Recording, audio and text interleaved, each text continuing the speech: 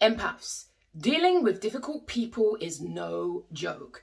And in this video, I'm going to tell you about the problems that you face when dealing with challenging, difficult personalities. And my hope for you is that you learn to consider how you deal with high conflict in a much more thoughtful way.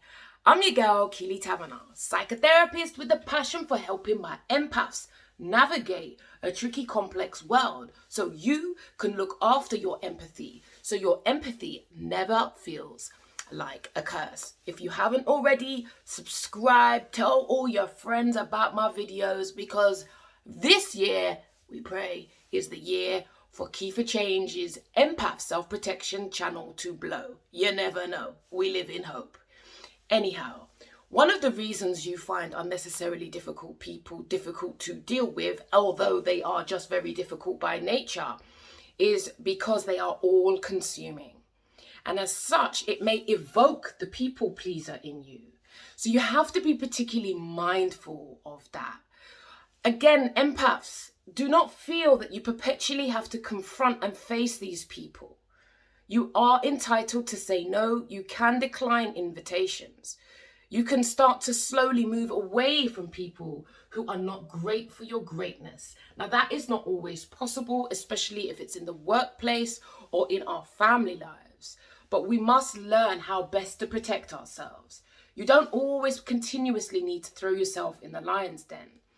I believe unnecessarily difficult people can often have a way of shifting blame, and us empaths, who often tend to think things are our fault, will start to reflect on our own behavior, pay less attention to theirs, and that takes us, well, basically we're taking the bait and we go wherever those people take us. Be mindful.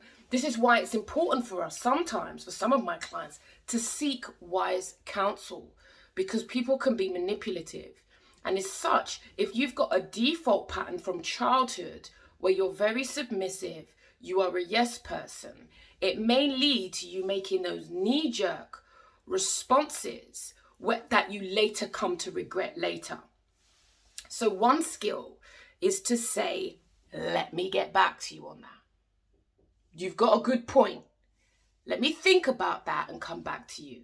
All you're doing there is giving yourself a little space and a little time, especially if you have a habit of being agreeable, saying yes, going away, thinking about it, not being able to sleep at night because it's troubling you, and then you regret.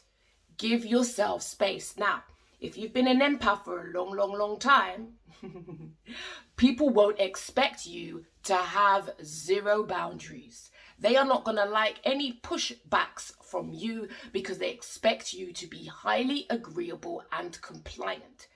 Therefore, boundaries will be considered disobedient and potentially could evoke sanctions, punishment, and they may try to squash you. Not nice. However, empaths, we must learn to sit. We must learn to observe. I don't know if you do journaling. I do thoroughly recommend it. But give yourself some space and time. One of the most important things for us empaths is to stop reacting. This is where, especially if we've had childhoods where we've been very agreeable, we may have been brought up in abusive households, and our default kicks in. What we're endeavoring to do here is to create new neural pathways, if you want to get the technicals in it, right? We are endeavoring to experience something different. Now, I know empaths, you may fear uncertainty. You may fear doing things differently, right? Often us empaths get caught up doing the same thing again and again and again and again. This is how we end up stagnating. We end up in our stagnation zone. You think it's a comfort zone. It's not a comfort zone. You're living in stagnation and you're a living organism. Yeah, and if you leave flowers in your house too long, you know after a while they'll start to rot. That's because they're stagnating. And you're an organism, you're a human being, and stagnation is not great for your greatness. If you stagnate, you'll become depressed and sad and anxious. It's a natural part of the process. But many of us empaths, not all, But some of us like to be in control, and that makes sense based on our histories, especially if we were brought up in environments that weren't safe, because we know that would have messed up our nervous system, right? Because we're heightened for threat. Yeah. So we also, sometimes that results in us wanting to be in control, and that makes sense. However, as we grow and we blossom, my hope for you is you begin to realize how that was helpful to you yesteryear and how that is not helpful to you in the now and the future you want for your life. Because I know you want to live a good life, right? But empaths, like I said, dealing with difficult people is not easy. And as much as, I preach and talk on my YouTube channel, there are certain conversations I discern. I make a conscious choice about having difficult conversations with certain people, and I have to decide, is it worth it? Do I think these individuals have the capacity to hear me? Because that's another thing us empaths do. We try to convince people. We over-explain ourselves because we think that if we do, they'll get our perspective. Let me tell you something, empaths. A lot of people don't want to get your perspective. So while you're going, giving chapter and verse in the hope that they'll get the, oh, right, that's what you mean. It's not in their interest to get it. I talk about, actually, you know what, I've just got this here. I talk about in my guide, why you keep attracting narcissists.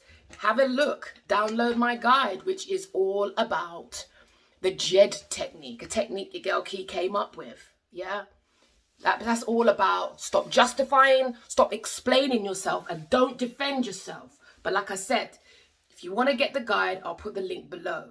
But if you struggle to deal with difficult people, I totally get it. What we need is develop skills and tactics to help us. If you need any further help or assistance, do check out my webinar. The link is below. It's all designed to help you deal with difficult people so you can maintain your energy and your power, so you can take steps to live a good life, an empowered life, a life where people don't bring you down and you start to manifest your own dreams. Sound good? Does to me. Do take care of you, because if you don't, no one is coming to save you. You must learn to save yourself. And that's the truth. I ain't lying.